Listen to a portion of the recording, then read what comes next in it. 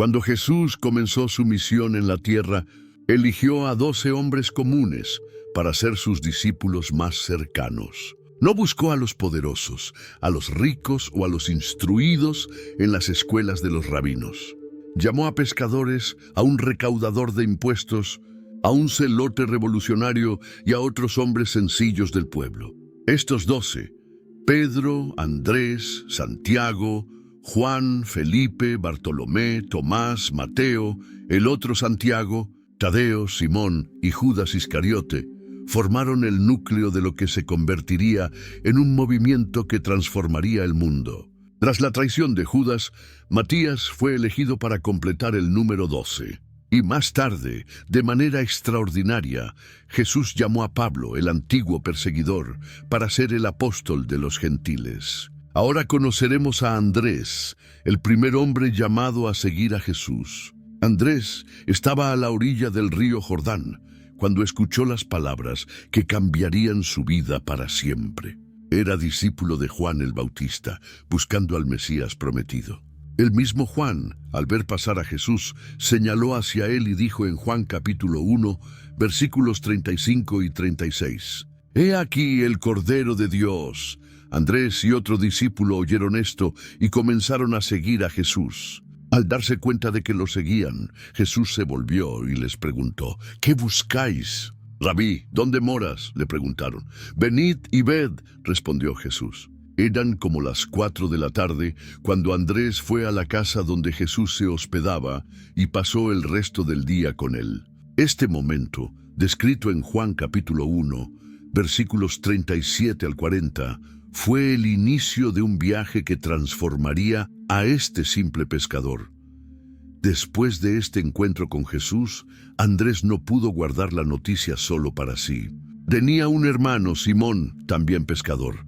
El corazón de Andrés rebosaba de alegría y certeza. Juan nos cuenta en el capítulo 1, versículo 41, que Andrés encontró primero a su hermano Simón y le dijo, «Hemos hallado al Mesías». Y no paró ahí. La Biblia nos dice en el versículo 42 que Andrés llevó a Simón ante Jesús.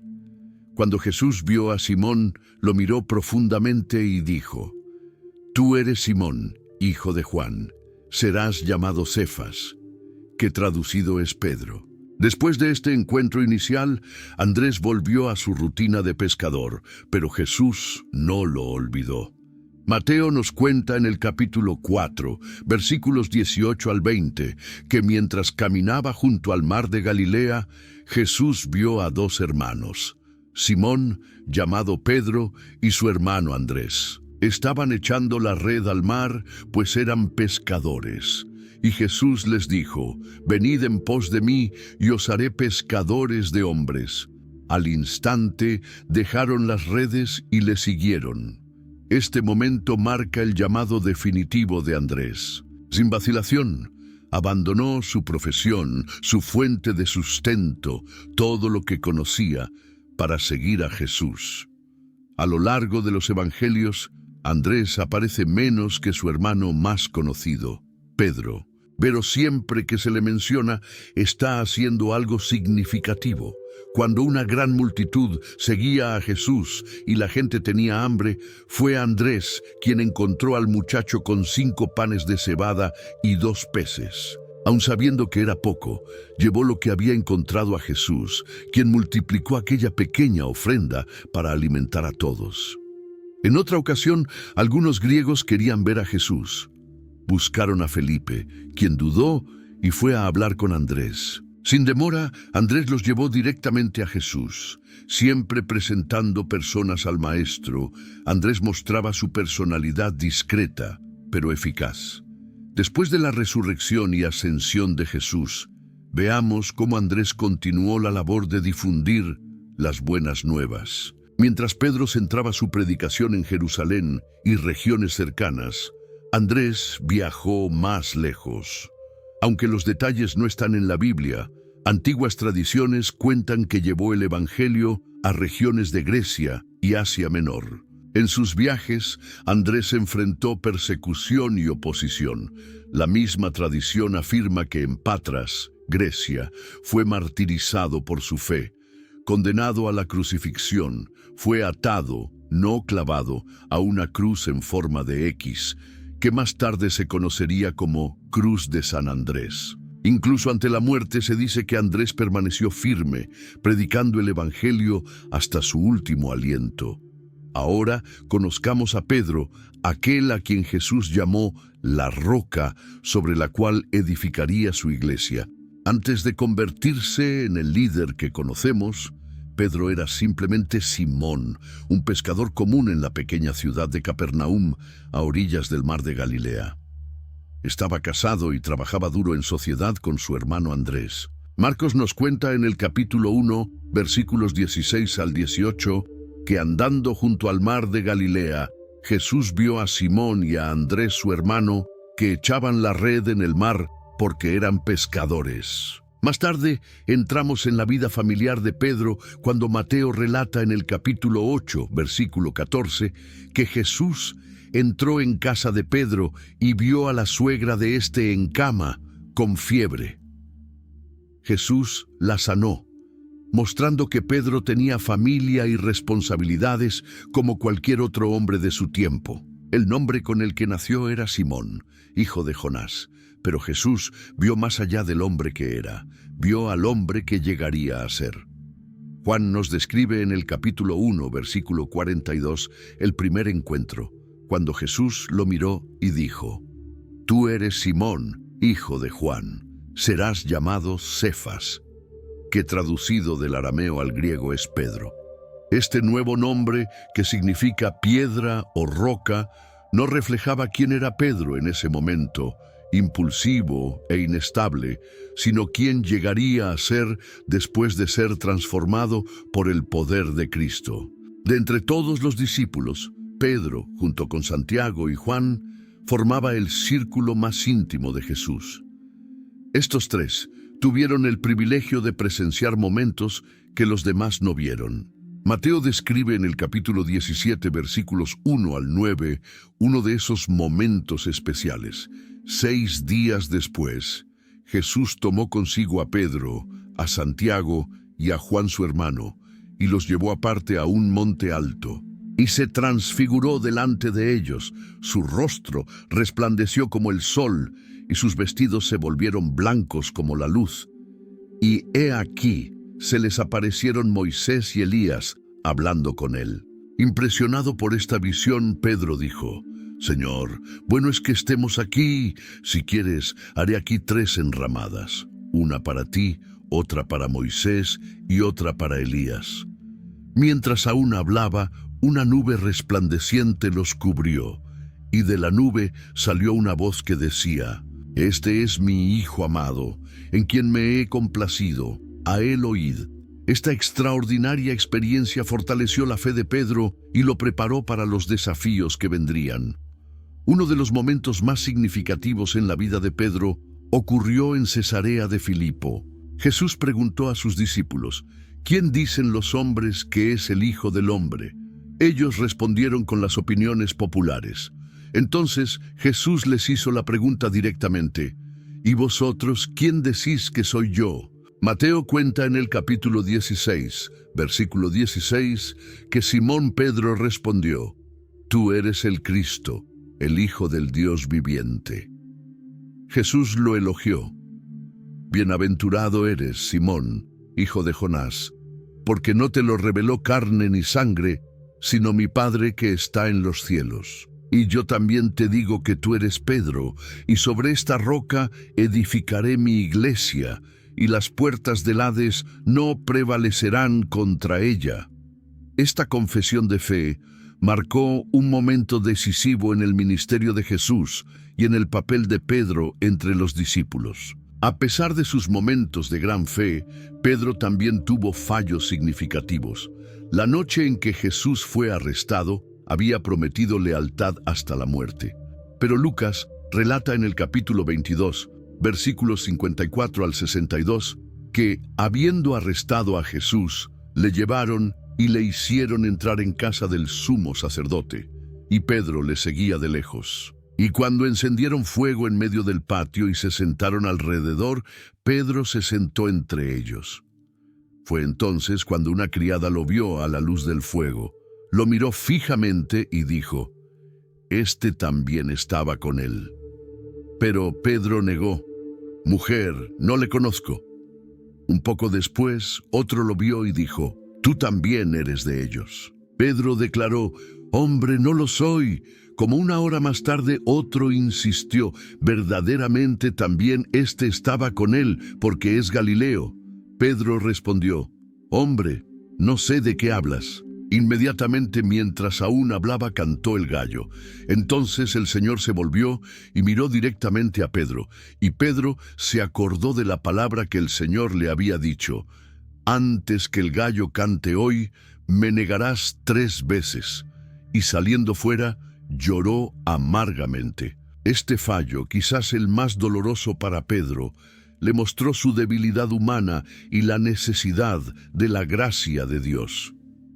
Después de la resurrección, Jesús proporcionó a Pedro una oportunidad de redención.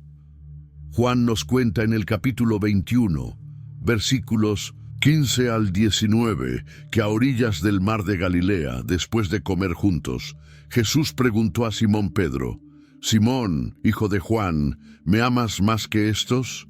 «Sí, Señor», respondió él, «tú sabes que te amo». Jesús dijo: «Apacienta mis corderos». De nuevo Jesús preguntó: «Simón, hijo de Juan, ¿me amas?». Él respondió: «Sí, Señor, tú sabes que te amo». Jesús dijo: «Pastorea mis ovejas».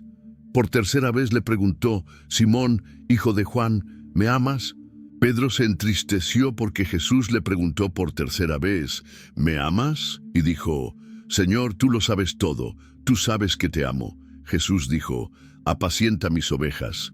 De cierto te digo, cuando eras más joven, te ceñías e ibas a donde querías. Pero cuando seas viejo, extenderás tus manos, y otro te ceñirá y te llevará a donde no quieras».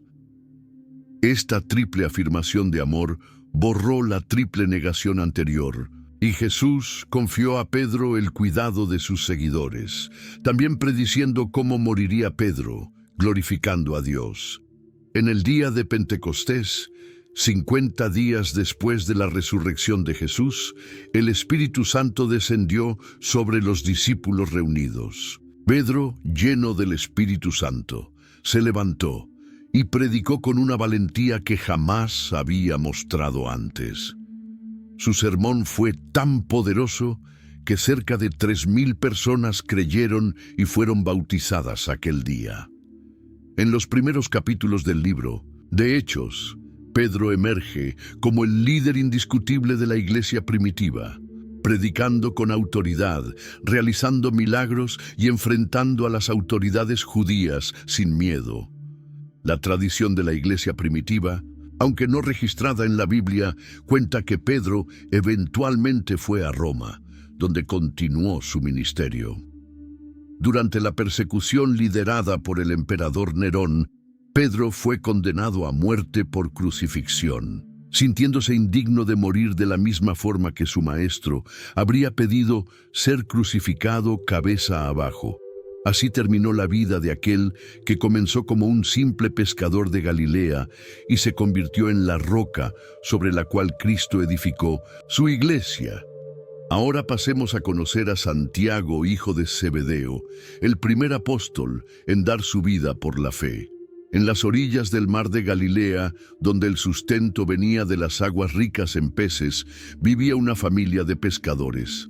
Zebedeo, su esposa Salomé y sus 2 hijos, Santiago y Juan, trabajaban juntos en el negocio familiar, reparando redes y saliendo en su barca para las pescas diarias.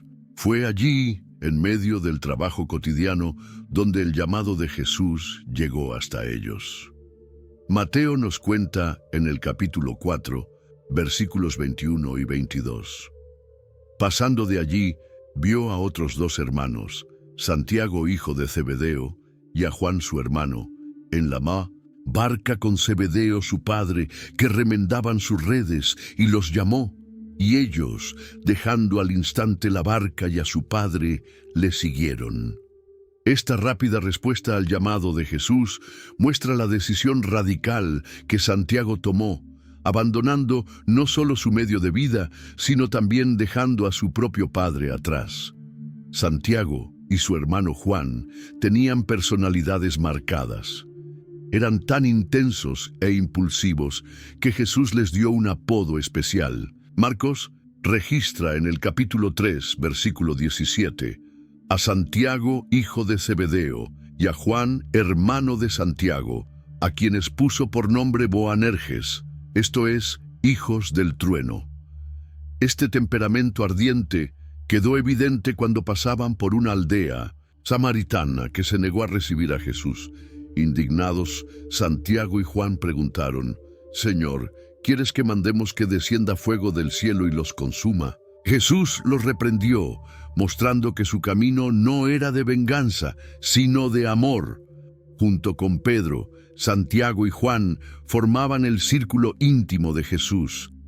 Fueron elegidos para presenciar momentos especiales que los otros discípulos no vieron. Marcos relata en el capítulo 5, versículo 37, que cuando Jesús fue a resucitar a la hija de Jairo, uno de los jefes de la sinagoga, no permitió que le siguiese nadie, sino Pedro, Santiago y Juan, hermano de Santiago. En la casa encontraron personas llorando y lamentándose. Jesús dijo: «¿Por qué alborotáis y lloráis? La niña no está muerta, sino dormida». Ellos se burlaron de él, pero Jesús los hizo salir a todos. Tomó consigo solo a los padres de la niña y a los 3 discípulos, y entró donde estaba la niña. Tomándola de la mano, dijo: «Talita, cumí», que significa: «Niña, a ti te digo, levántate». Inmediatamente la niña, que tenía 12 años de edad, se levantó y comenzó a andar. Ellos quedaron completamente asombrados por esto. Otra experiencia única fue en el jardín de Getsemaní, la noche en que Jesús sería traicionado. Marcos nos dice en el capítulo 14, versículo 33, que Jesús tomó consigo a Pedro, a Santiago y a Juan, y comenzó a entristecerse y a angustiarse. Les dijo: «Mi alma está muy triste, hasta la muerte. Quedaos aquí y velad». Yéndose un poco adelante, se postró en tierra y oró: «Padre mío, si es posible, pase de mí esta copa, pero no sea como yo quiero, sino como tú». Esta intensa experiencia de la agonía de Jesús preparaba a Santiago para su propio futuro de sufrimiento. A pesar de formar parte del círculo más cercano de Jesús, Santiago aún tenía mucho que aprender sobre el verdadero significado de seguir al Maestro. Mateo nos cuenta en el capítulo 20, versículos 20 al 28, que la madre de los hijos de Zebedeo se acercó a Jesús con sus hijos y, postrándose, le pidió algo. «¿Qué quieres?», le preguntó Jesús. Ella respondió: «Ordena que en tu reino estos 2 hijos míos se sienten, uno a tu derecha y el otro a tu izquierda». Jesús respondió: «No sabéis lo que pedís. ¿Podéis beber del vaso que yo he de beber?». «Podemos», respondieron ellos, sin comprender el significado profundo de la pregunta. Jesús les dijo: «A la verdad, de mi vaso beberéis. Pero el sentaros a mi derecha y a mi izquierda no es mío darlo, sino a aquellos para quienes está preparado por mi Padre». Cuando los 10 oyeron esto, se indignaron contra los 2 hermanos. Jesús los llamó y dijo: «¿Sabéis que los gobernantes de las naciones se enseñorean de ellas, y los que son grandes ejercen autoridad sobre ellas? No será así entre vosotros, sino que el que quiera hacerse grande entre vosotros será vuestro servidor, y el que quiera ser el primero entre vosotros será vuestro siervo, como el Hijo del Hombre, que no vino para ser servido, sino para servir y dar su vida en rescate por muchos». Esta lección de humildad y servicio fue fundamental para la transformación del carácter de Santiago.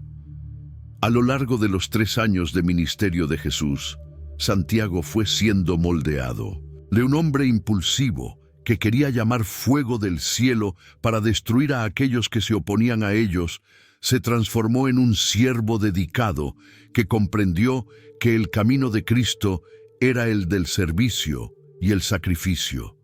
Tras la ascensión de Jesús y el derramamiento del Espíritu Santo en Pentecostés, Santiago continuó su labor de predicación y evangelización en Jerusalén. La Biblia no nos da muchos detalles sobre su ministerio específico, pero sabemos que permaneció fiel hasta el final, hacia el año 44 después de Cristo, durante el reinado de Herodes Agripa I, vino la persecución. Lucas registra en el libro de Hechos, capítulo 12, versículos 1 y 2.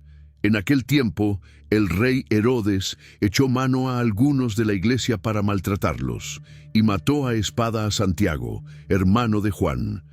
Con estas pocas palabras, Lucas registra el fin de la vida terrenal de Santiago, que se convirtió en el primero de los apóstoles en ser martirizado por su fe. La muerte de Santiago no fue en vano.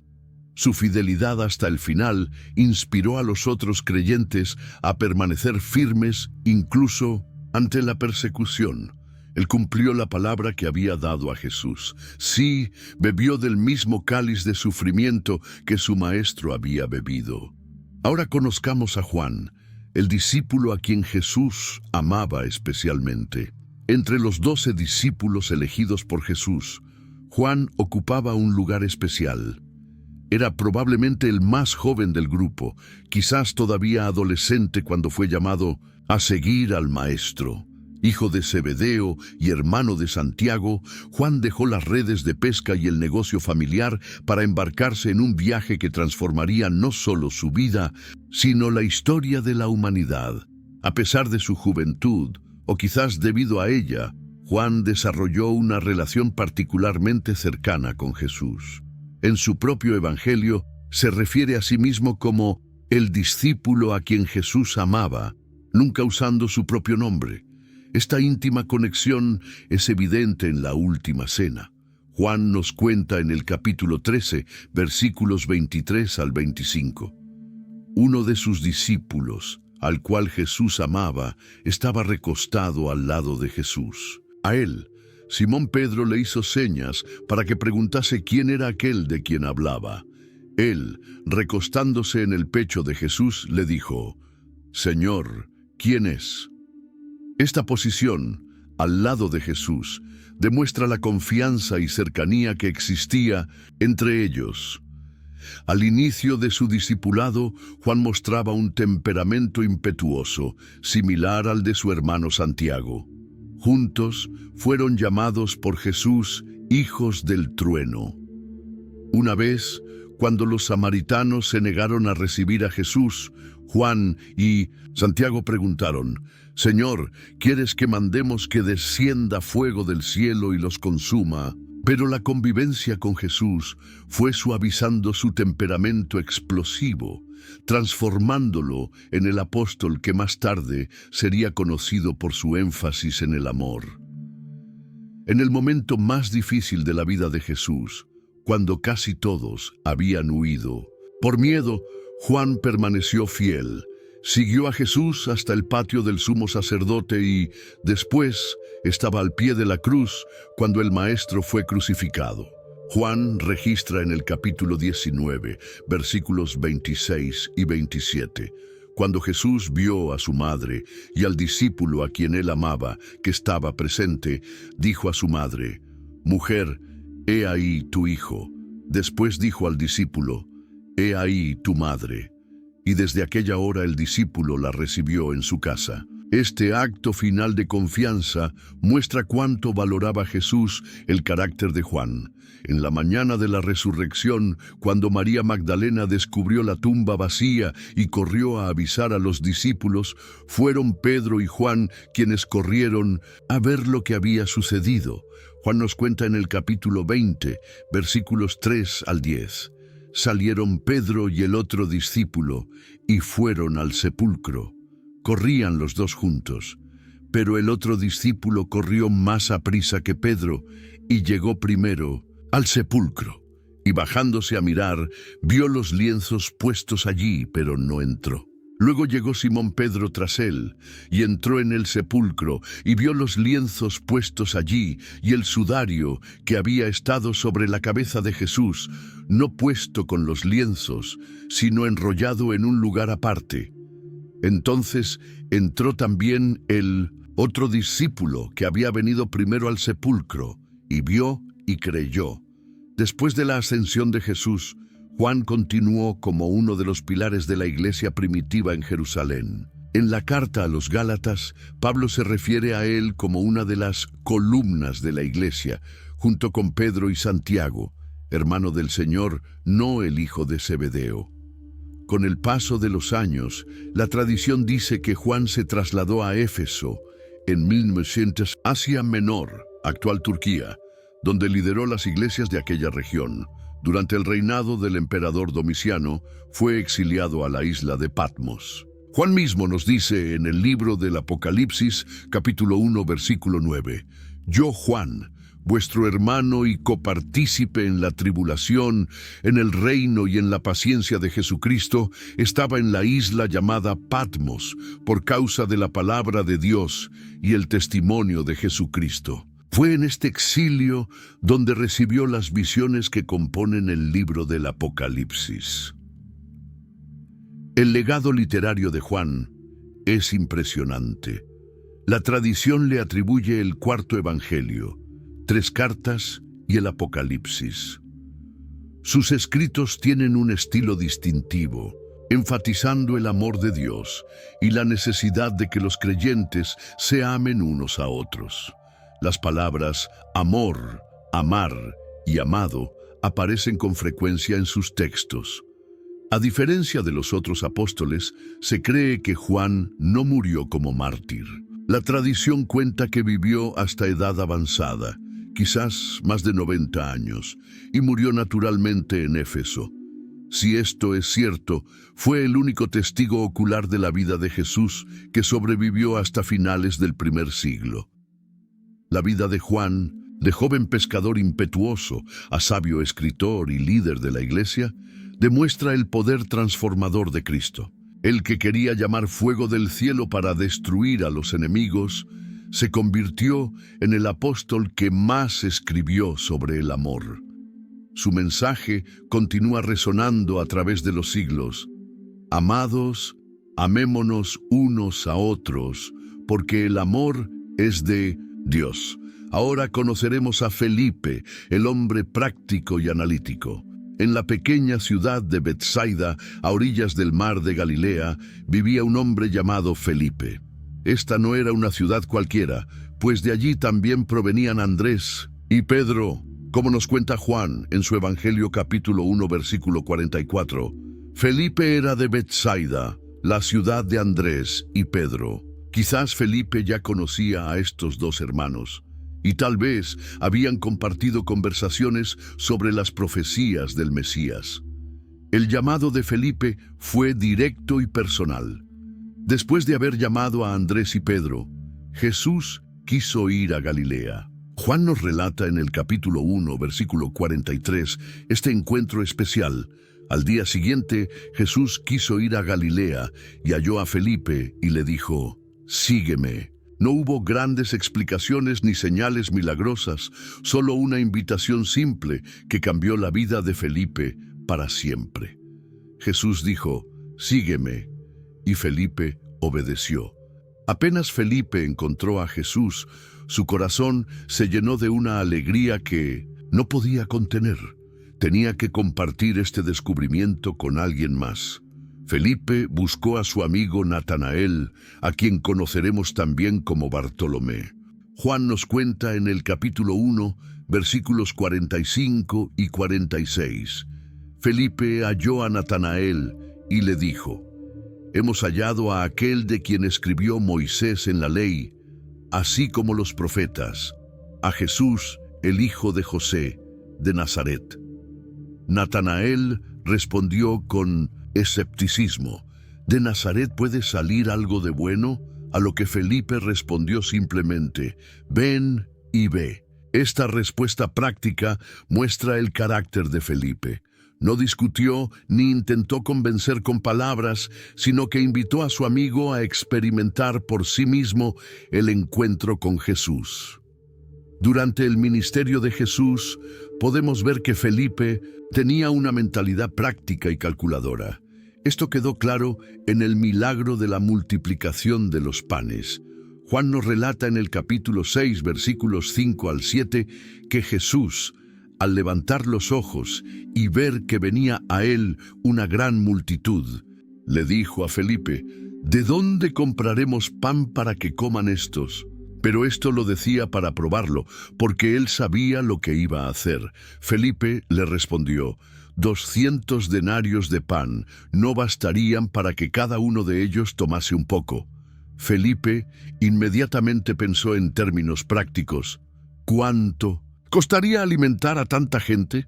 Calculó la cantidad de dinero necesaria y concluyó que era una tarea imposible. No imaginaba que estaba a punto de presenciar uno de los milagros más conocidos de Jesús. En la última cena, Felipe mostró su deseo sincero de conocer más profundamente a Dios. Juan nos cuenta en el capítulo 14, versículos 8 y 9, que Felipe le dijo: «Señor, muéstranos el Padre y nos basta». Jesús le respondió: «¿Tanto tiempo hace que estoy con vosotros y no me has conocido, Felipe? El que me ha visto a mí, ha visto al Padre. ¿Cómo pues dices tú, muéstranos el Padre?» Esta pregunta de Felipe revela su anhelo por una experiencia directa con Dios, y la respuesta de Jesús le enseñó una de las verdades más profundas, que Jesús mismo es la revelación perfecta del Padre. Aunque la Biblia no nos cuenta qué pasó con Felipe después de la resurrección y ascensión de Jesús, las tradiciones antiguas nos hablan de su ministerio. Se dice que Felipe llevó el Evangelio a regiones de Frigia, en lo que hoy es Turquía. Allí continuó la labor que Jesús había comenzado, predicando las buenas nuevas y haciendo discípulos. El final de la vida de Felipe también nos llega a través de tradiciones antiguas. Se cree que fue martirizado en la ciudad de Hierápolis. Según estos relatos, Felipe fue crucificado, siguiendo así los pasos de su maestro hasta el último sacrificio. Aunque murió lejos de su tierra natal, su testimonio continuó inspirando a las comunidades cristianas que había formado. Ahora conoceremos a Bartolomé, también llamado Natanael, el hombre sin engaño. Bartolomé es un discípulo que aparece en las listas de los 12 en los evangelios de Mateo, Marcos y Lucas. Sin embargo, en el evangelio de Juan no se menciona a Bartolomé, sino a Natanael. Esto ha llevado a los estudiosos de la Biblia a concluir que se trata de la misma persona con dos nombres diferentes. Bartolomé significa hijo de Tolmai en arameo, y probablemente era su apellido, mientras que Natanael era su nombre personal. El primer encuentro de Natanael con Jesús ocurrió gracias a Felipe. Juan nos cuenta en su Evangelio capítulo 1 versículos 45 al 51 que Felipe, después de haber sido llamado por Jesús, encontró a Natanael y le dijo: «Hemos hallado a aquel de quien escribió Moisés en la ley, así como los profetas, a Jesús, el hijo de José de Nazaret». Natanael, sorprendido, respondió con cierto escepticismo: «¿De Nazaret puede salir algo de bueno?». Felipe no se ofendió por esta respuesta, sino que simplemente le invitó: «Ven y ve». Natanael aceptó la invitación y se dirigió a conocer a Jesús. Cuando Jesús vio que Natanael se acercaba, dijo de él algo sorprendente. En Juan capítulo 1 versículo 47 leemos: «Cuando Jesús vio a Natanael que se le acercaba, dijo de él: He aquí un verdadero israelita en quien no hay engaño».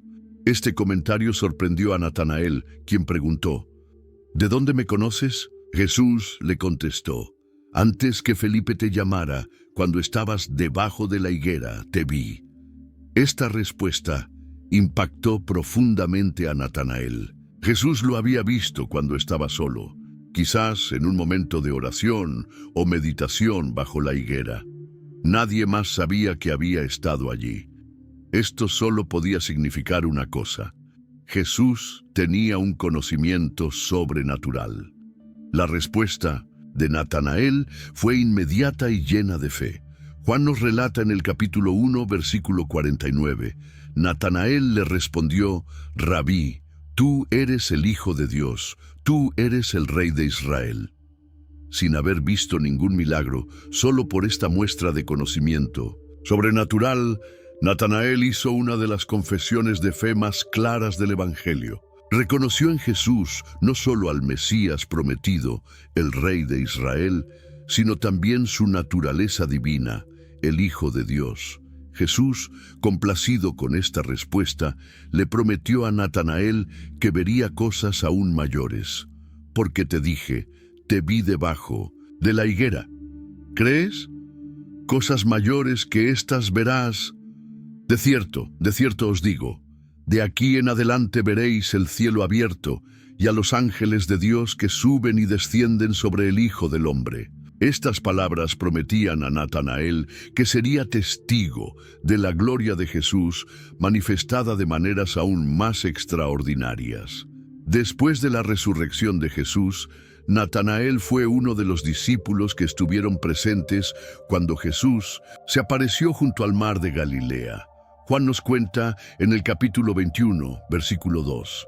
Estaban juntos Simón Pedro, Tomás, llamado el Dídimo, Natanael, el de Caná de Galilea, los hijos de Zebedeo y otros dos de sus discípulos. Fue en esta ocasión cuando Jesús preparó un desayuno para ellos en la playa y tuvo esa conversación restauradora con Pedro. Natanael fue testigo de este hermoso momento de comunión y restauración. Aunque la Biblia no nos dice más sobre Bartolomé o Natanael, las tradiciones antiguas nos hablan de su ministerio posterior. Se cree que llevó el Evangelio a lugares tan lejanos como la India y Armenia. En aquellos tiempos, estos viajes eran extremadamente peligrosos y difíciles, lo que muestra la dedicación de Bartolomé a la misión que Jesús les había encomendado. El final de Bartolomé, según estas mismas tradiciones, fue brutal. Se dice que fue martirizado en Armenia, donde fue desollado vivo por su fe. A pesar de este terrible sufrimiento, Bartolomé permaneció fiel hasta el final, siguiendo el ejemplo de quien había reconocido como el Hijo de Dios, el Rey de Israel. Ahora conoceremos a Tomás, el discípulo que fue más allá de la duda. Tomás es quizás uno de los discípulos más incomprendidos. A menudo recordado solo por su momento de duda, hay mucho más en él que merece nuestra atención. Su nombre, Tomás, viene del arameo y significa gemelo. En el Evangelio de Juan se le llama también Dídimo, que es la palabra griega para gemelo. Juan nos menciona esto en el capítulo 11, versículo 16. Entonces Tomás, llamado Dídimo, dijo a sus condiscípulos: «Vamos también nosotros para que muramos con él». Aunque la Biblia no nos dice quién era su gemelo, este dato nos ayuda a identificarlo claramente. A pesar de ser recordado como el incrédulo, Tomás demostró un gran compromiso y valentía en momentos cruciales. Cuando Jesús decidió volver a Judea para visitar a Lázaro, quien estaba enfermo, los discípulos le recordaron que allí los judíos habían intentado apedrearlo recientemente. Era peligroso regresar. Sin embargo, Jesús insistió en ir. Fue entonces cuando Tomás mostró su valor. Juan nos cuenta en el capítulo 11, versículo 16. Entonces Tomás, llamado Dídimo, dijo a sus condiscípulos: «Vamos también nosotros para que muramos con él». Esta declaración muestra que Tomás estaba dispuesto a seguir a Jesús hasta la muerte, si era necesario. No era un cobarde, ni un escéptico sin remedio, sino un hombre dispuesto a dar su vida por su Maestro. Durante la última cena, cuando Jesús hablaba de su partida, Tomás mostró su honestidad al admitir que no entendía completamente. Juan nos relata en el capítulo 14, versículo 5, le dijo Tomás: Señor, no sabemos a dónde vas, ¿cómo pues podemos saber el camino? Esta pregunta permitió a Jesús dar una de sus declaraciones más profundas. Yo soy el camino, la verdad y la vida. Nadie viene al Padre sino por mí. La pregunta sincera de Tomás nos regaló una de las revelaciones más importantes sobre Jesús.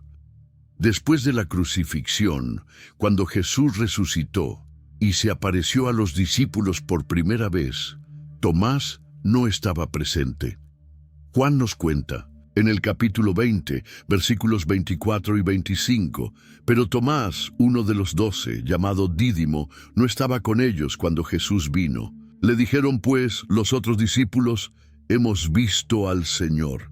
Él les dijo: si no viere en sus manos la señal de los clavos, y metiere mi dedo en el lugar de los clavos, y metiere mi mano en su costado, no creeré. Esta declaración, le tu mo, valió a Tomás su reputación de incrédulo. Sin embargo, debemos entender su posición. Había visto a Jesús morir de manera horrible en la cruz. El dolor de esa pérdida debió ser inmenso. Quizás temía volver a ilusionarse solo para sufrir otra decepción. Su petición de pruebas no era tanto falta de fe como un deseo desesperado de que la noticia fuera realmente cierta. 8 días después, Jesús se apareció nuevamente a los discípulos, y esta vez Tomás estaba presente. Juan nos relata este encuentro transformador en el capítulo 20, versículos 26 al 28. 8 días después estaban otra vez sus discípulos dentro, y con ellos Tomás. Llegó Jesús, estando las puertas cerradas, y se puso en medio y les dijo: paz a vosotros. Luego dijo a Tomás: pon aquí tu dedo y mira mis manos, y acerca tu mano y métela en mi costado, y no seas incrédulo, sino creyente. Entonces Tomás respondió y le dijo: Señor mío y Dios mío. La respuesta de Tomás fue más allá de una simple aceptación de que Jesús había resucitado. Su confesión, Señor mío y Dios mío, es una de las declaraciones más claras de la deidad de Cristo en todo el Nuevo Testamento. Tomás, el que dudó, fue también el que hizo una de las confesiones de fe más profundas. Jesús respondió: porque me has visto, Tomás, creíste. Bienaventurados los que no vieron y creyeron. Estas palabras no son tanto una reprimenda como una bendición para todos los que creerían en el futuro sin haber visto a Jesús personalmente. Aunque la Biblia no nos cuenta más sobre Tomás después de Pentecostés, las tradiciones antiguas nos hablan de su ministerio. Se dice que Tomás llevó el Evangelio a lugares muy lejanos, como Partia, actual Irán, y la India. De hecho, hasta Minsus, el día de hoy, existe en la India la iglesia de Santo Tomás, cuyos miembros trazan sus raíces hasta el ministerio del apóstol. Según estas tradiciones, Tomás fue martirizado en la India, atravesado por lanzas mientras oraba. El discípulo que una vez expresó sus dudas murió como un firme creyente, llevando las buenas nuevas de Jesús hasta los confines del mundo conocido. Ahora conoceremos a Mateo, el recaudador de impuestos que se convirtió en evangelista. Entre los 12 discípulos de Jesús, Mateo tenía un pasado que lo hacía especialmente improbable para ser elegido. Era un publicano, un recaudador de impuestos que trabajaba para los romanos en Capernaum. En su propio evangelio, Mateo nos cuenta su llamado con sencillez en el capítulo 9, versículo 9. Pasando Jesús de allí, vio a un hombre llamado Mateo, que estaba sentado al banco de los tributos públicos, y le dijo: «Sígueme». Y se levantó y le siguió. Marcos, en su Evangelio capítulo 2, versículo 14, nos da un detalle adicional al llamarlo por otro nombre. Al pasar, vio a Leví, hijo de Alfeo, sentado al banco de los tributos públicos, y le dijo: «Sígueme». Y levantándose, le siguió. Esto nos muestra que Mateo también era conocido como Leví, ser recaudador de impuestos. En aquella época no era solo un trabajo impopular, era considerado una traición a su propio pueblo. Los publicanos trabajaban para los romanos, los ocupantes, extranjeros, cobrando impuestos a sus propios compatriotas. Además, muchos de ellos cobraban más de lo debido y se quedaban con la diferencia, enriqueciéndose a costa de los más pobres. Por esta razón, los publicanos eran despreciados, considerados traidores y pecadores. A pesar de este pasado, o quizás precisamente por él, Jesús llamó a Mateo. Y lo más sorprendente es la respuesta inmediata de Mateo.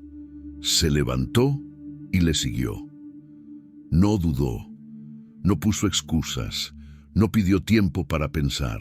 Abandonó su lucrativa profesión en el acto para seguir a un maestro itinerante que no le ofrecía riquezas materiales, sino un tesoro mucho mayor. El llamado de Mateo no terminó allí. Quiso compartir su alegría y presentar a Jesús a sus amigos y colegas. Lucas nos cuenta en su Evangelio capítulo 5 versículos 29 al 32. Y Leví le hizo gran banquete en su casa, y había mucha compañía de publicanos y de otros que estaban a la mesa con ellos. Y los escribas y los fariseos murmuraban contra los discípulos diciendo: «¿Por qué coméis y bebéis con publicanos y pecadores?». Respondiendo Jesús les dijo: «Los que están sanos no tienen necesidad de médico, sino los enfermos. No he venido a llamar a justos, sino a pecadores al arrepentimiento». Esta fiesta en casa de Mateo muestra su generosidad y su deseo de que otros publicanos y pecadores también conocieran a Jesús. Era su manera de despedirse de su antigua vida y de presentar a sus amigos al que había transformado su existencia. Y la respuesta de Jesús a las críticas de los fariseos revela el corazón de su misión. Vino especialmente para personas como Mateo, consideradas perdidas por la sociedad religiosa de la época. La transformación de Mateo fue notable. De ser un hombre probablemente ávido de dinero, pasó a ser un seguidor dedicado de Jesús. Utilizó sus habilidades de registro y escritura necesarias en su antigua profesión para un propósito mucho más elevado: compilar el primer evangelio del Nuevo Testamento. El Evangelio de Mateo tiene características particulares que reflejan su trasfondo. Está especialmente interesado en mostrar cómo Jesús cumplió las profecías mesiánicas del Antiguo Testamento. A lo largo de su relato, encontramos frases como «para que se cumpliese lo dicho por el profeta», seguidas de citas del Antiguo Testamento. Mateo quería demostrar a sus lectores judíos que Jesús era verdaderamente el Mesías prometido. Por su enfoque y contenido, se cree que Mateo escribió principalmente para una audiencia judía. Presenta a Jesús como el cumplimiento de las esperanzas de Israel, el rey prometido de la línea de David. También estructura su evangelio en 5 grandes discursos, posiblemente para reflejar los 5 libros de Moisés, otra conexión con la tradición judía. Aunque la Biblia no nos cuenta qué pasó con Mateo después de Pentecostés, las tradiciones antiguas nos hablan de su ministerio. Se dice que predicó el Evangelio en Etiopía y otras partes de África. Llevó las buenas nuevas de Jesús a tierras lejanas, siguiendo el mandato de su maestro de hacer discípulos en todas las naciones. El final de Mateo, según estas tradiciones, fue también un testimonio de su fe. Se cree que fue martirizado en Etiopía, muriendo por la espada por causa del evangelio que había predicado tan fielmente. El recaudador de impuestos despreciado se había convertido en un valiente testigo de Cristo, dispuesto a dar su vida por el que le había llamado y transformado. Ahora conoceremos a Santiago, hijo de Alfeo. Entre los 12 discípulos que Jesús eligió, hay algunos de quienes sabemos muy poco. Uno de ellos es Santiago, hijo de Alfeo. Para distinguirlo del otro Santiago, el hijo de Zebedeo que ya conocimos, a menudo se le llama Santiago el menor o Santiago el joven. Este apodo no tiene nada que ver con su importancia, sino probablemente con su estatura física o quizás con su edad, para diferenciarlo del otro Santiago que formaba parte del círculo más íntimo de Jesús. Cuando Marcos enumera a los apóstoles, en su Evangelio capítulo 3, versículos 16 al 19, menciona a Simón, a quien puso por nombre Pedro, a Jacobo, hijo de Zebedeo, y a Juan, hermano de Jacobo, a quienes apellidó Boanerges, esto es, hijos del trueno, a Andrés, Felipe, Bartolomé, Mateo, Tomás, Jacobo, hijo de Alfeo, Tadeo, Simón el cananista y Judas Iscariote, el que le entregó. Notemos que Marcos usa el nombre Jacobo, que es otra forma de decir Santiago. De la misma manera, Mateo en su Evangelio capítulo 10, versículos 2 al 4, y Lucas en su Evangelio capítulo 6, versículos 14 al 16, incluyen a Santiago, hijo de Alfeo, en sus listas de los 12 apóstoles. Un detalle interesante es que Mateo, el recaudador de impuestos que se convirtió en apóstol, también es llamado hijo de Alfeo, en Marcos capítulo 2, versículo 14. Esto ha llevado a algunos estudiosos de la Biblia a pensar que Santiago y Mateo podrían haber sido hermanos. Aunque la Biblia no lo confirma directamente, es una posibilidad que dos hermanos fueran llamados por Jesús para formar parte de su círculo más cercano. Existe también un debate sobre si este Santiago es el mismo que se menciona en Gálatas, capítulo 1, versículo 19, donde Pablo escribe: «Pero no vi a ningún otro de los apóstoles, sino a Santiago el hermano del Señor». Algunos creen que se trata de la misma persona, mientras que otros piensan que son individuos diferentes. La Biblia no nos da suficiente información para resolver esta cuestión con certeza. Lo que sí sabemos es que Santiago, hijo de Alfeo, forma parte de lo que podríamos llamar la presencia silenciosa entre los apóstoles.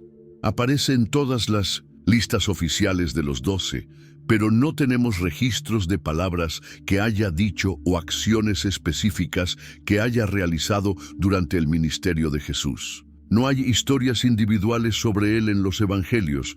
Esta ausencia de protagonismo no significa que Santiago fuera menos importante o menos comprometido.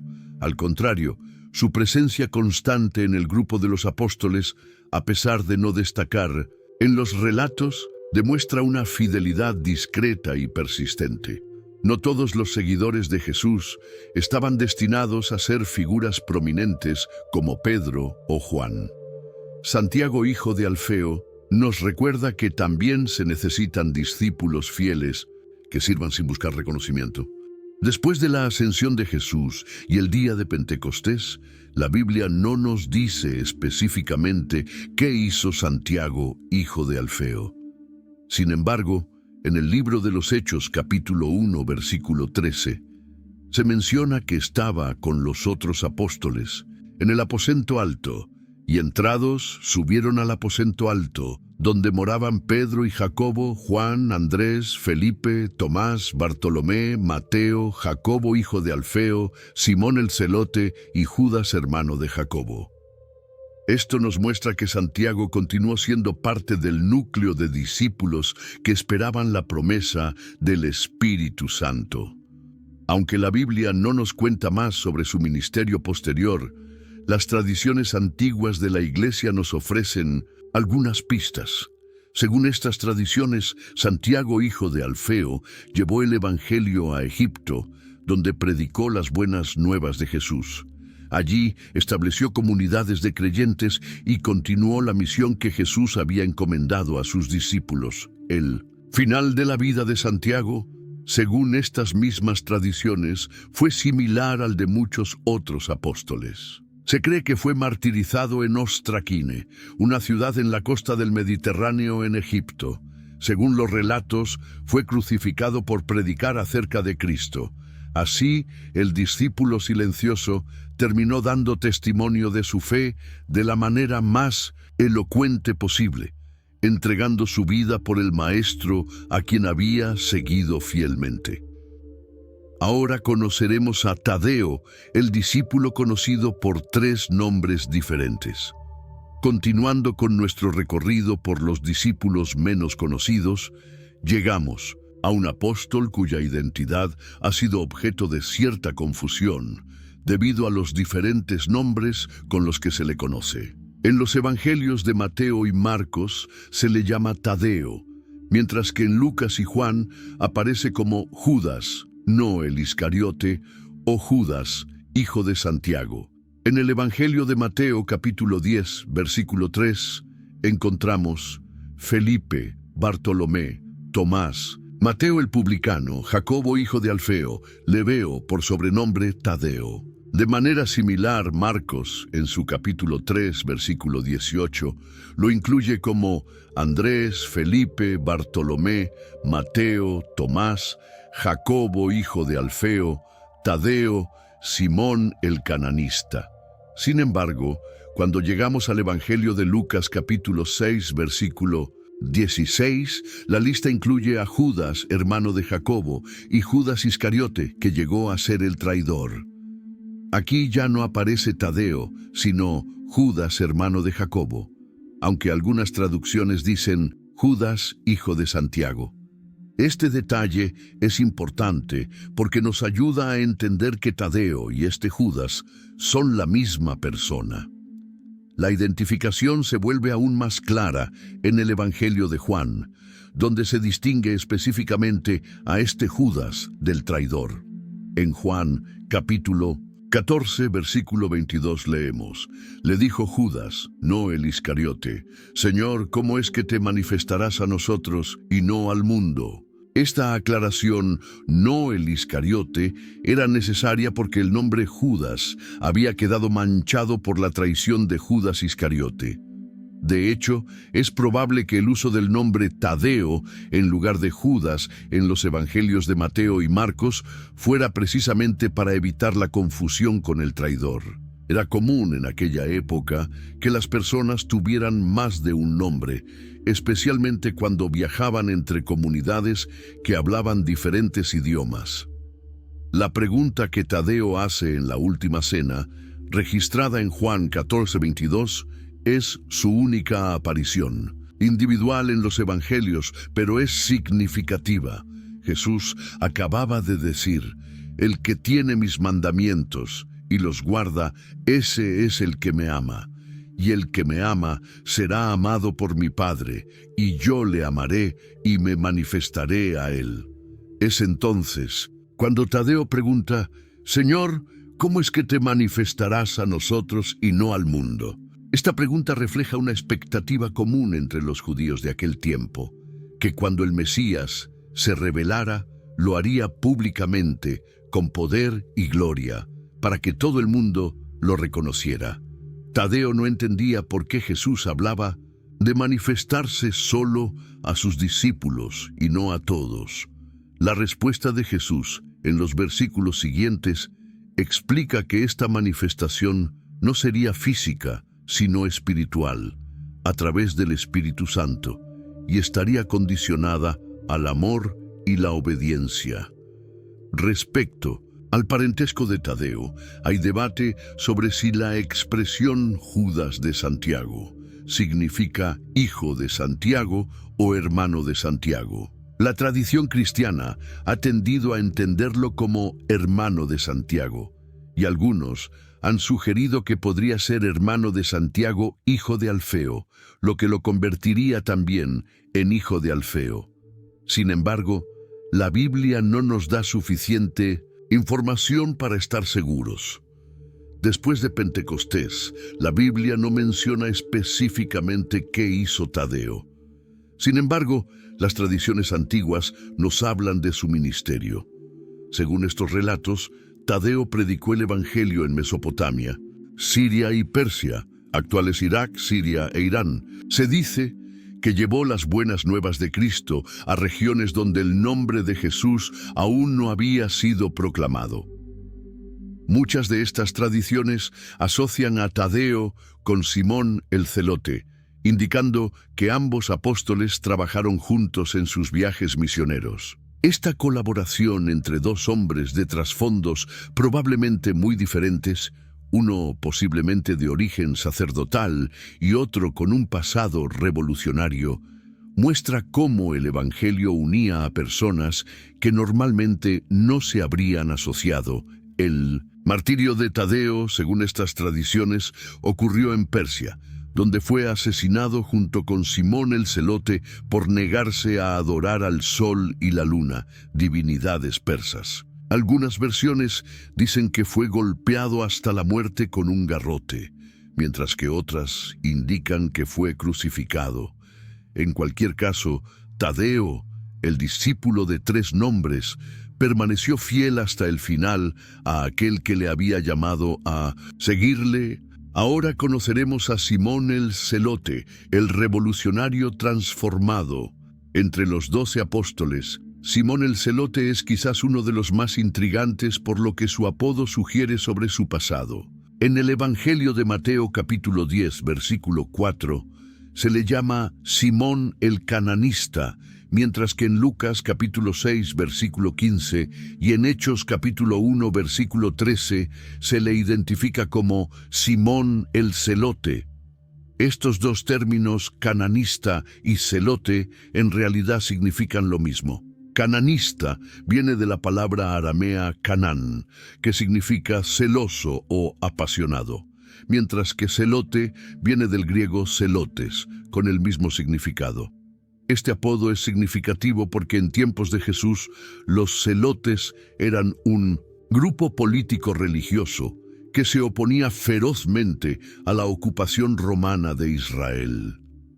Los celotes creían que Israel no debía tener otro rey que Dios mismo y consideraban que pagar impuestos a Roma era traición tanto a la nación como a Dios. Estaban dispuestos a usar la violencia para lograr la independencia de Israel y protagonizaron numerosas revueltas contra las autoridades romanas. De hecho, la gran rebelión judía del año 66 d.C., que culminó con la destrucción de Jerusalén y su templo en el año 70, fue en gran parte liderada por celotes. Si Simón realmente pertenecía a este grupo antes de seguir a Jesús, su transformación fue radical. Pasó de buscar la liberación de Israel mediante la fuerza y la revolución política, a seguir a un maestro que enseñaba a amar a los enemigos y a poner la otra mejilla. De querer expulsar a los romanos por la fuerza, a seguir a alguien que enseñaba: al que te obligue a andar 1 milla, ve con él 2. Un contraste fascinante en el grupo de los apóstoles es que Jesús llamó tanto a Simón el Celote como a Mateo el publicano. Los celotes odiaban a los publicanos, recaudadores de impuestos, porque los consideraban traidores que colaboraban con el opresor romano. En circunstancias normales, un celote jamás se habría asociado con un publicano. Sin embargo, bajo el liderazgo de Jesús, estos antiguos enemigos se convirtieron en hermanos y colaboradores en la misión del reino de Dios. Esta reconciliación entre opuestos muestra el poder transformador del Evangelio. Al igual que ocurre con Santiago, hijo de Alfeo, y con Tadeo, Los evangelios no registran palabras ni acciones específicas de Simón el Celote durante el ministerio de Jesús. Es mencionado únicamente en las listas de los 12 apóstoles. Sin embargo, su presencia constante en estas listas indica que, aunque no destacara en los relatos, fue un seguidor fiel y comprometido. Basándonos en lo que sabemos sobre los celotes, podemos inferir algo sobre la personalidad de Simón. Los celotes eran conocidos por su fervor, pasión y compromiso con sus ideales. Es probable que estas características permanecieran en Simón, pero ahora canalizadas hacia el reino de Dios que Jesús proclamaba. Su entusiasmo por la independencia nacional habría sido transformado en celo por ver el reino de Dios extenderse, no mediante la violencia, sino a través del amor y el servicio. Después de la ascensión de Jesús y el día de Pentecostés, la Biblia no nos cuenta específicamente qué hizo Simón el Celote. Sin embargo, como todos los apóstoles, habría participado en la expansión inicial de la iglesia descrita en el libro de los Hechos. Estaba presente en el aposento alto cuando descendió el Espíritu Santo, como se menciona en Hechos capítulo 1, versículo 13. Las tradiciones antiguas de la Iglesia nos ofrecen algunas pistas sobre su ministerio posterior. Según estos relatos, Simón predicó el Evangelio en Egipto, partes de África del Norte y finalmente en Persia, actual Irán. Como mencionamos al hablar de Tadeo, muchas tradiciones indican que Simón y Tadeo trabajaron juntos en estas regiones, llevando el mensaje de Cristo a pueblos que nunca habían oído hablar de él. El martirio de Simón, según estas tradiciones, ocurrió en Persia alrededor del año 65 después de Cristo. Se dice que fue asesinado junto con Tadeo por negarse a adorar al sol y la luna. Algunas versiones de la historia cuentan que fue cerrado por la mitad, un método terriblemente cruel de ejecución. Si esto es cierto, muestra la firmeza de la fe de Simón y su disposición a sufrir por el nombre de Cristo. La transformación de Simón el Celote, de revolucionario político a mártir por Cristo, es un poderoso testimonio del cambio que Jesús puede producir en la vida de una persona.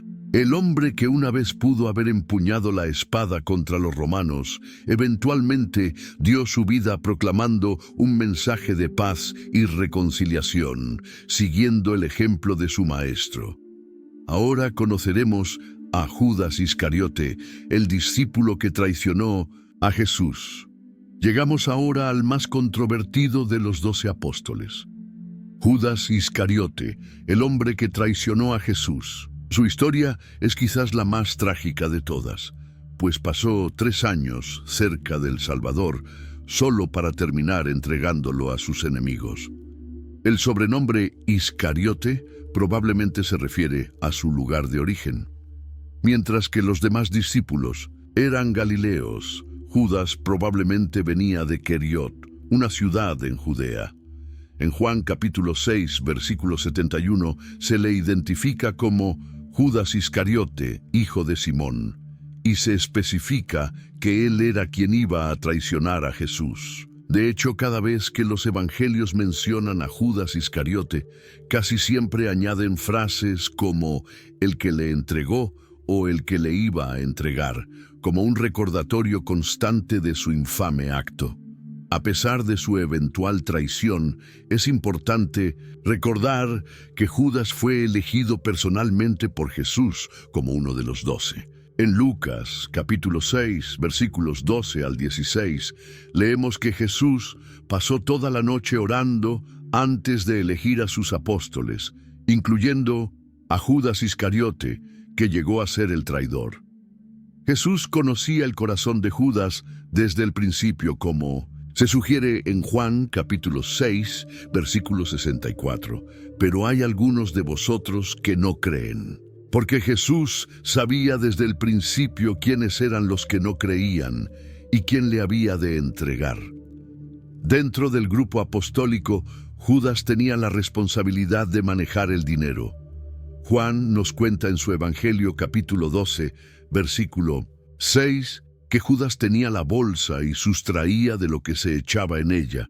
Este detalle nos revela que Judas no solo traicionó a Jesús al final, sino que ya antes estaba traicionando la confianza del grupo al robar de sus fondos comunes. Este amor al dinero se manifestó claramente cuando María, hermana de Lázaro, ungió los pies de Jesús con un perfume muy costoso. Juan relata en el capítulo 12, versículos 4 al 6, dijo uno de sus discípulos, Judas Iscariote, hijo de Simón, el que le había de entregar. ¿Por qué no fue este perfume vendido por 300 denarios y dado a los pobres? Pero dijo esto, no porque se cuidase de los pobres, sino porque era ladrón, y teniendo la bolsa, sustraía de lo que se echaba en ella. La traición final comenzó a tomar forma después de este incidente. En Mateo capítulo 26, versículos 14 al 16, leemos, Entonces uno de los 12, que se llamaba Judas Iscariote, fue a los principales sacerdotes y les dijo, ¿qué me queréis dar? Y yo os lo entregaré. Y ellos le asignaron 30 piezas de plata. Y desde entonces buscaba oportunidad para entregarle. Es importante notar que esta cantidad, 30 piezas de plata, era el precio de un esclavo según Éxodo capítulo 21, versículo 32. Este detalle cumplía la profecía de Zacarías capítulo 11, versículos 12 y 13, donde se habla de un pastor valorado en 30 piezas de plata. Judas, por codicia, valoró al Hijo de Dios, el buen pastor, en el precio de un esclavo. La oportunidad que Judas buscaba llegó durante la última cena. En Juan capítulo 13, versículos 21 al 30, Jesús anunció que uno de ellos le iba a traicionar. Cuando Juan preguntó quién sería, Jesús respondió, a quien yo diere el pan mojado, aquel es. Entonces, mojando el pan, lo dio a Judas Iscariote. Después del bocado, Satanás entró en Judas y Jesús le dijo, lo que vas a hacer, hazlo más pronto. Judas salió inmediatamente, y era de noche, no solo en sentido literal, sino también espiritual. Judas condujo a los soldados y alguaciles de los principales sacerdotes y de los fariseos al huerto de Getsemaní, donde sabía que Jesús estaría orando. Mateo nos cuenta en el capítulo 26, versículos 47 al 50. Mientras todavía hablaba, vino Judas, uno de los 12, y con él mucha gente con espadas y palos, de parte de los principales sacerdotes y de los ancianos del pueblo. Y el que le entregaba les había dado señal, diciendo, al que yo besare, ese es, prendedle.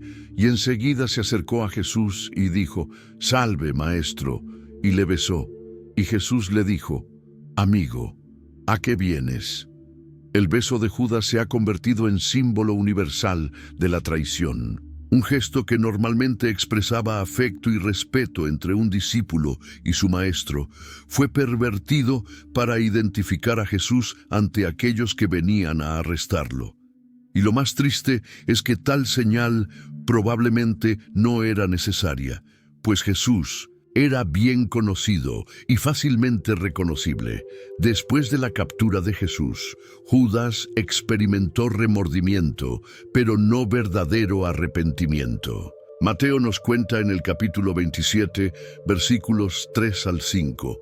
Entonces Judas, el que le había entregado, viendo que era condenado, devolvió arrepentido las 30 piezas de plata a los principales sacerdotes y a los ancianos, diciendo, yo he pecado, entregando sangre inocente.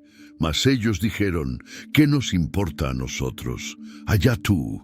Y arrojando las piezas de plata en el templo, salió y fue y se ahorcó. Aunque Judas reconoció su error y devolvió el dinero, no buscó el perdón de la manera correcta. En lugar de volverse a Dios con un corazón verdaderamente contrito, se desesperó y tomó su propia vida. Qué contraste con Pedro, quien también falló a Jesús al negarle 3 veces, pero cuyo arrepentimiento le llevó a la restauración y al servicio fiel. El trágico final de Judas se describe con más detalle en Hechos capítulo 1, versículos 18 y 19, donde Pedro dice: «Este pues, con el salario de su iniquidad, adquirió un campo, y cayendo de cabeza se reventó por la mitad, y todas sus entrañas se derramaron. Y fue notorio a todos los habitantes de Jerusalén, de tal manera que aquel campo se llama en su propia lengua Acéldama, que quiere decir campo de sangre». Esta descripción, aunque parece diferir del relato de Mateo, probablemente indica que después de que Judas se ahorcó, su cuerpo cayó y se reventó. Con el dinero devuelto por Judas, los principales sacerdotes compraron el campo de un alfarero para sepultura de los extranjeros, cumpliendo así otra profecía. Ahora conoceremos a Matías, el apóstol elegido para reemplazar a Judas. Después de la traición de Judas y la ascensión de Jesús al cielo, los 11 apóstoles restantes sintieron la necesidad de completar nuevamente el número 12. Este número no era arbitrario, sino que representaba a las 12 tribus de Israel, simbolizando la continuidad entre el antiguo pueblo de Dios y la nueva comunidad de creyentes en Cristo. En el libro de los Hechos, Lucas nos cuenta cómo ocurrió esta elección.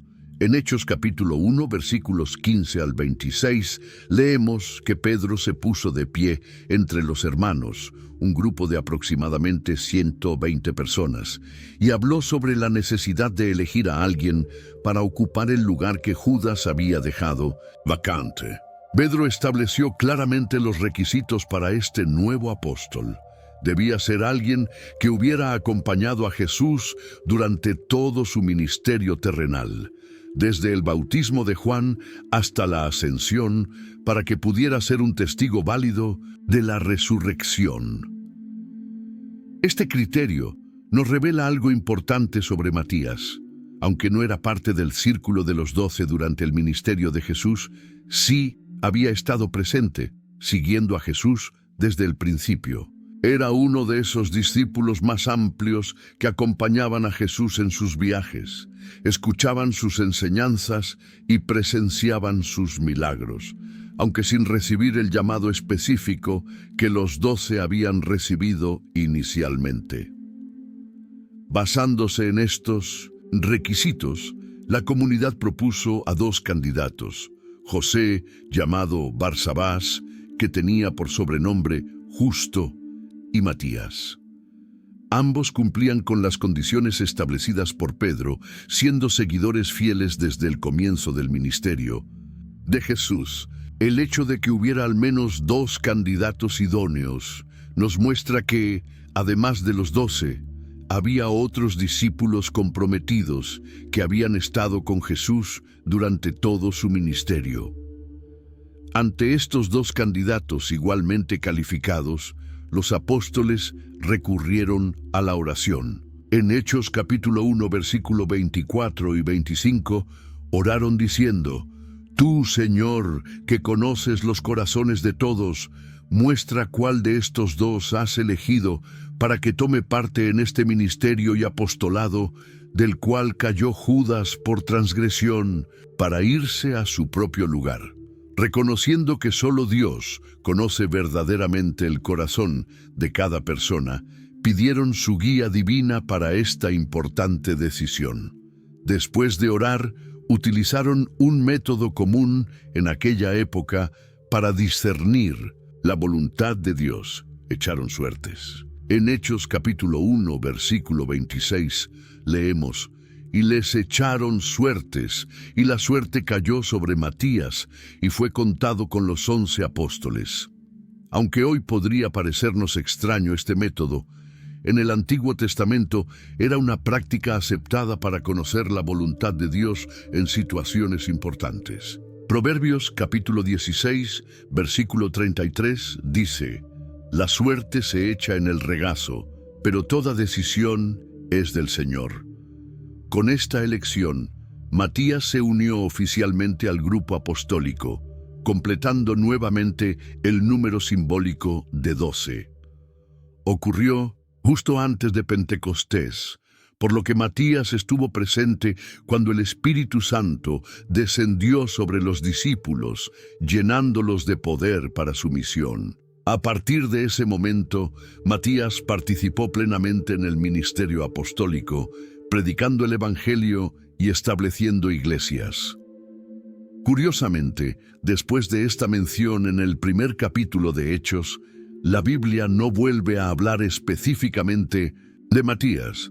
No sabemos qué regiones evangelizó, ni tenemos registro de sus palabras o milagros. Este silencio ha llevado a algunos a cuestionar si la elección de Matías fue prematura, sugiriendo que quizás los apóstoles deberían haber esperado a que Dios revelara su elección de Pablo como el 12º apóstol.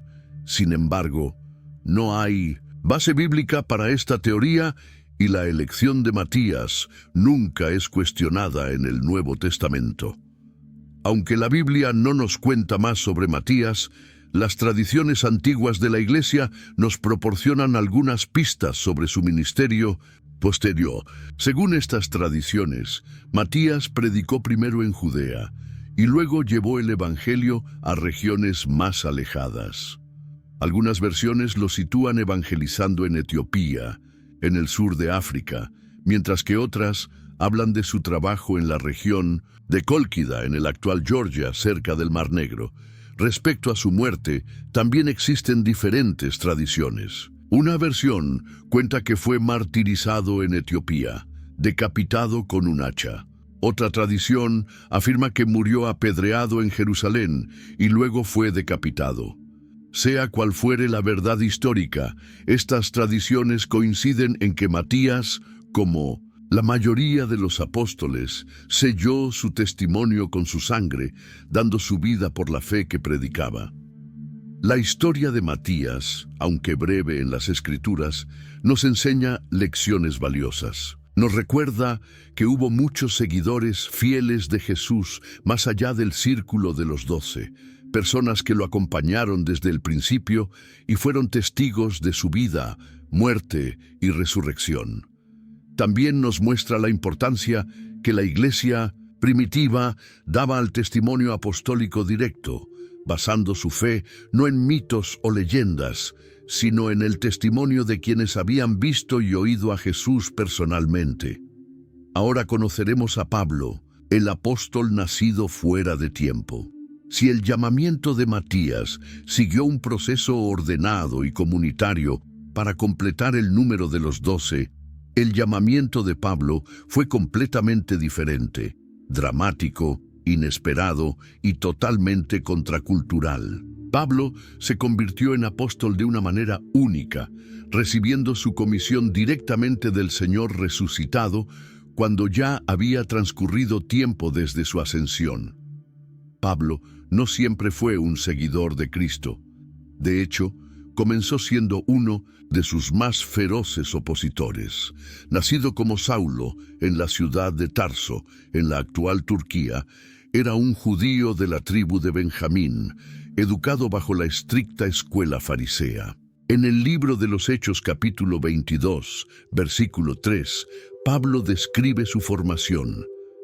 «Yo de cierto soy judío, nacido en Tarso de Cilicia, pero criado en esta ciudad, instruido a los pies de Gamaliel, estrictamente conforme a la ley de nuestros padres, celoso de Dios, como hoy lo sois todos vosotros».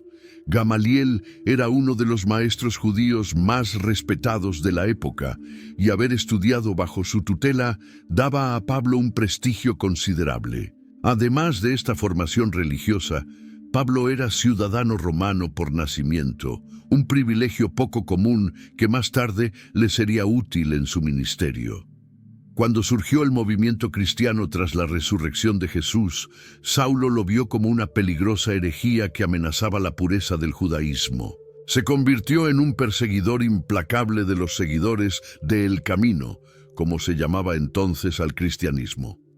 En Hechos capítulo 8, versículo 3, Lucas nos dice que Saulo asolaba la iglesia y entrando casa por casa arrastraba a hombres y a mujeres y los entregaba en la cárcel. Su celo llegó al punto de participar en la muerte del primer mártir cristiano, Esteban. En Hechos capítulo 7, versículo 58, leemos que los que apedreaban a Esteban pusieron sus ropas a los pies de un joven que se llamaba Saulo.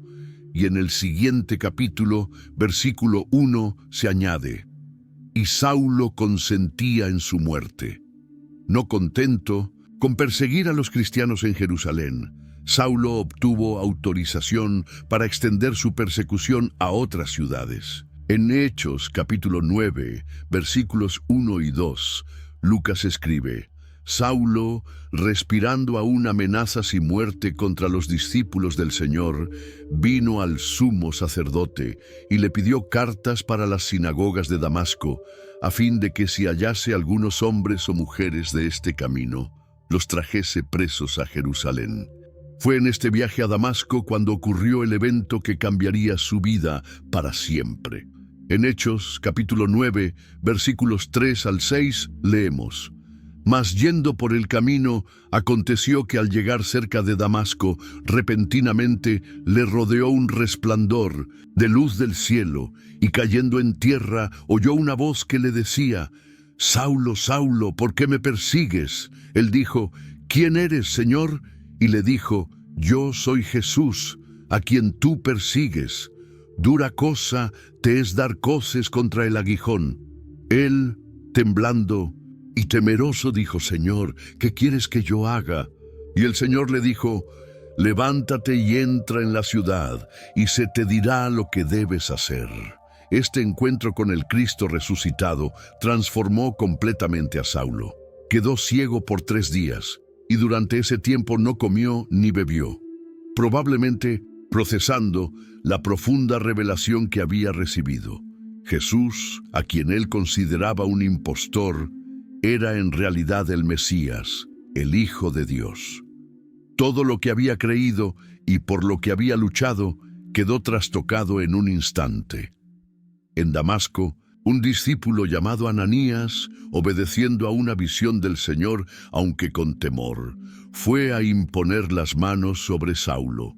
Inmediatamente recobró la vista, fue lleno del Espíritu Santo y bautizado. El perseguidor se convirtió en predicador. Como dice Hechos, capítulo 9, versículo 20, enseguida predicaba a Cristo en las sinagogas, diciendo que este era el Hijo de Dios. Este giro radical generó confusión y sospecha tanto entre los judíos, que veían a Saulo como un traidor, como entre los cristianos, que temían que su conversión fuera una estratagema para identificarlos y arrestarlos. Los judíos llegaron a conspirar para matarlo, y tuvo que huir de Damasco, descolgándose en una canasta por la muralla de la ciudad. Cuando llegó a Jerusalén, los discípulos seguían recelosos de él, hasta que Bernabé lo presentó a los apóstoles y les contó cómo había visto al Señor en el camino. Aún así, su predicación provocó tanto revuelo que los hermanos tuvieron que enviarlo a Tarso, su ciudad natal, por su seguridad. Después de este periodo inicial, Pablo pasó varios años en relativa oscuridad. No sabemos exactamente qué hizo durante este tiempo, pero probablemente estuvo predicando en las regiones de Siria y Cilicia, y quizás fue en este periodo cuando recibió algunas de las revelaciones directas de Cristo a las que hace referencia en sus cartas.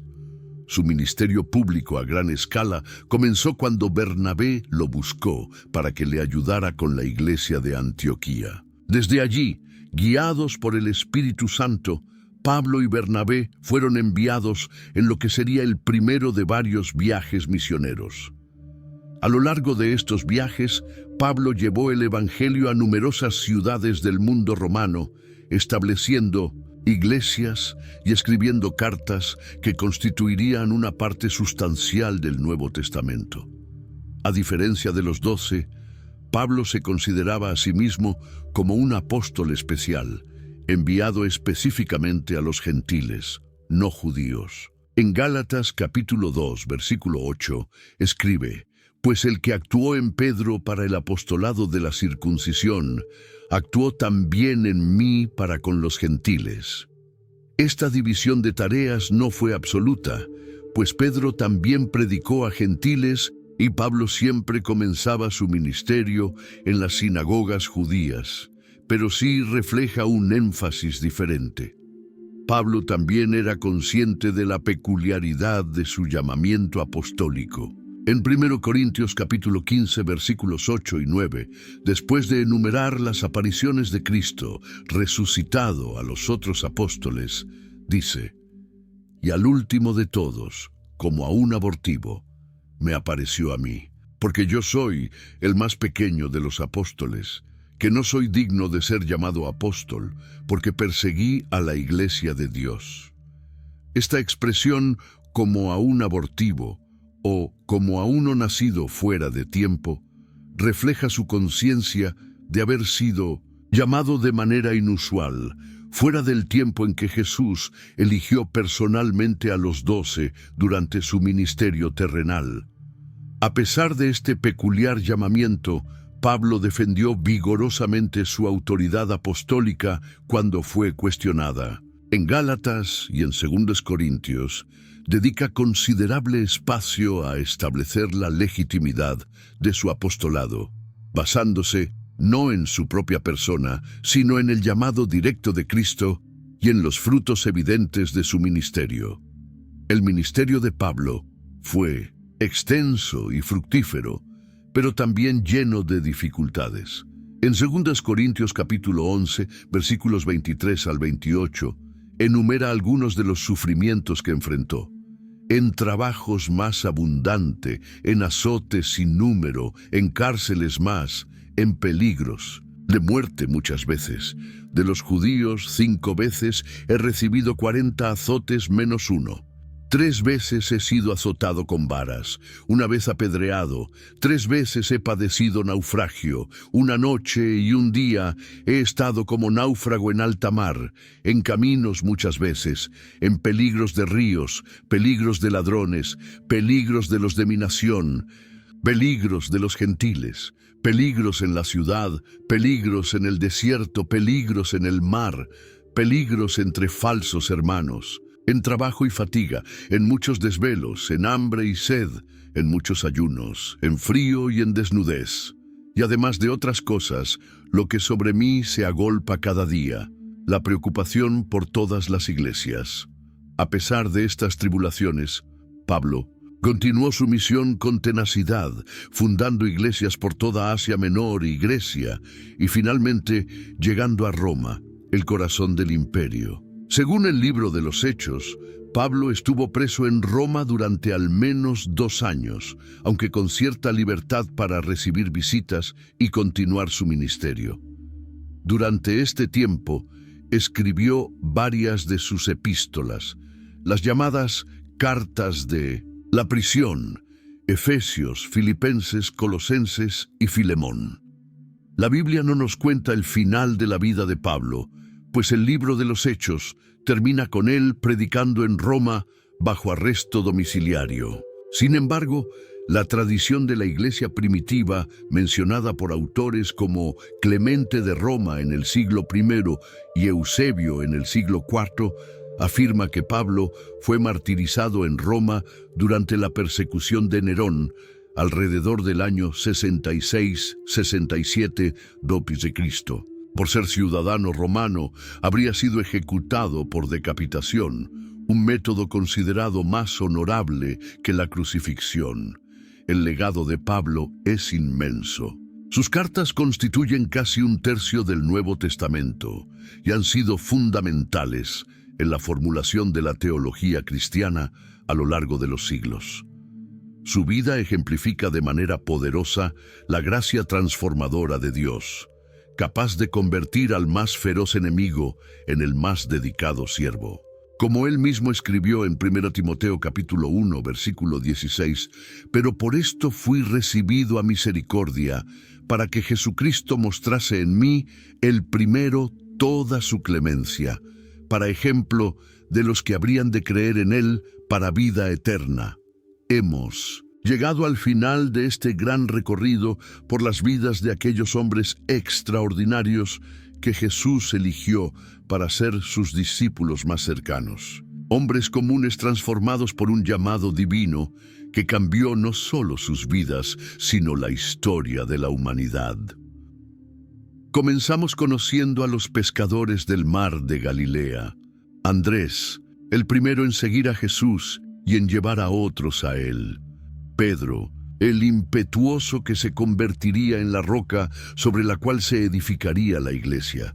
Santiago, hijo de Zebedeo, el primer mártir entre los apóstoles. Y Juan, el discípulo amado que viviría para escribir algunas de las páginas más hermosas del Nuevo Testamento. Luego conocimos a los menos conocidos, pero igualmente importantes. Felipe, el práctico y analítico que invitaba a otros a venir y ver. Bartolomé, Natanael, el hombre sin engaño que reconoció a Jesús como el Hijo de Dios. Tomás, quien fue más allá de la duda para hacer una profunda confesión de fe. Y Mateo, el recaudador de impuestos despreciado que se transformó en evangelista. También nos adentramos en las vidas de los menos documentados. Santiago, hijo de Alfeo, cuya presencia silenciosa pero constante nos recuerda el valor de la fidelidad discreta.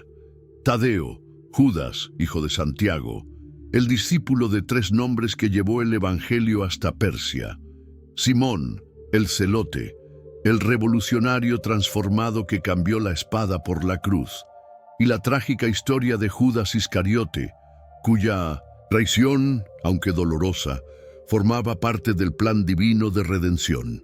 Finalmente, conocimos a las 2 importantes adiciones al grupo apostólico. Matías, elegido para completar nuevamente el número de los 12 después de la traición de Judas.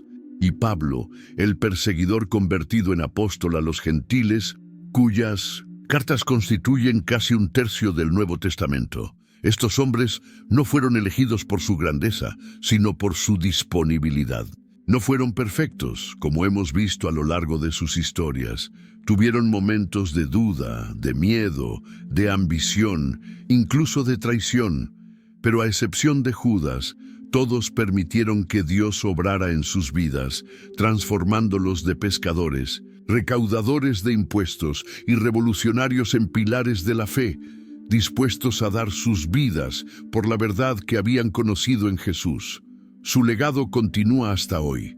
La iglesia que ellos ayudaron a establecer sigue creciendo en todo el mundo. Los evangelios y las cartas que algunos de ellos escribieron siguen transformando vidas 2000 años después. Y su ejemplo de seguir a Jesús, a pesar del costo personal, sigue inspirando a millones de creyentes en cada generación. ¿Te ha gustado este recorrido por las vidas de los apóstoles? ¿Has aprendido algo nuevo sobre estos hombres que cambiaron el mundo? Te invito a que te suscribas a nuestro canal para no perderte futuros videos sobre personajes y historias bíblicas. Ayúdanos a difundir estas enseñanzas compartiendo este video con tus amigos y familiares que podrían estar interesados en conocer más sobre estos hombres excepcionales que caminaron con Jesús. Además, déjanos en los comentarios qué personaje bíblico te gustaría que exploráramos en futuros videos. Tu opinión es importante para nosotros mientras continuamos este viaje a través de las páginas de la Escritura. Gracias por acompañarnos en este viaje por las vidas de los apóstoles de Jesús. Hasta el próximo video.